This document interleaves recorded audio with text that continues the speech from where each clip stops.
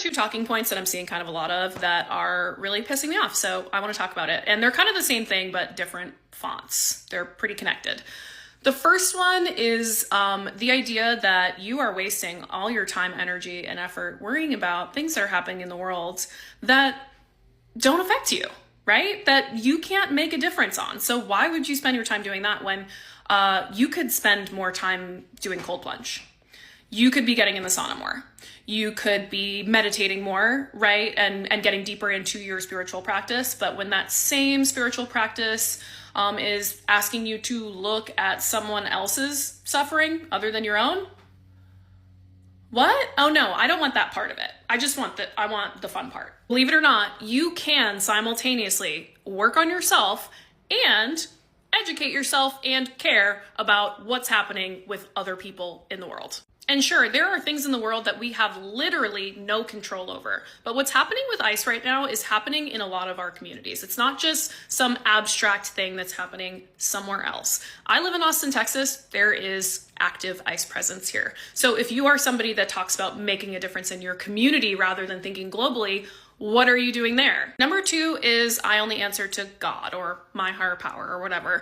And I'm not religious, so I'm sure that that colors the way that I view this. So take it with a grain of salt. But the way that that comes off to me is if you only answer to a higher power that not all of us believe in, right?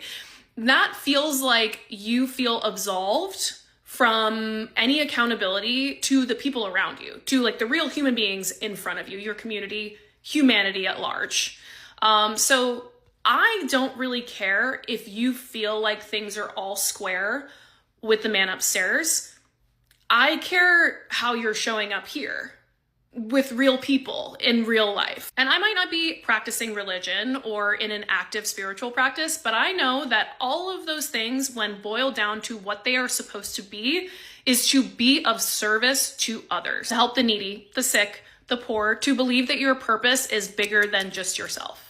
You guys know I've been on my shit lately, so this storm really messed with my training schedule, so as soon as the gym was open, I was going to lift. So let's get ready. My skin tends to get quite angry at stark temperature changes, so if it looks like I took a bath in Astroglide, it's because I basically did. Really taking glazed donut to the next level with this look. Decided to go for a little red moment. I layered my halter sports bras, which I thought was really cute, and then obviously had to hike my effortless as far up my butt crack as possible. I feel like I need to make a tutorial on this because some of y'all are not taking full advantage of the bum scrunch. Quick shot of my pre-workout to the face, and then I have to pick Hannah up because her driveway was literally a sheet of ice, so she was stuck in her house. This bitch is a Texas native, so watching her try to navigate the ice is like watching a fish trying to walk on dry land. We made it to the gym safe and sound, and the lift I'm doing today is my favorite lift of the week on this program because I get to squat and bench press on the same day, and I'm extra excited because I get to put 300 pounds on the bar for the first time in a really long time. After having mono last year, I lost almost 10 pounds and a whole lot of my strength. So making 300 pounds my bitch for 2 reps feels like remembering who the fuck I am. I was also able to work up to 160 pounds for 2 reps, and with my goal being to get back to 185 pounds, I would say we are well on our way. And I know I'm probably preaching to the gym girl choir here, but in a culture that pushes us to be small and agreeable, nothing feels better than being strong, loud, and kind of a bitch. Okay, bye.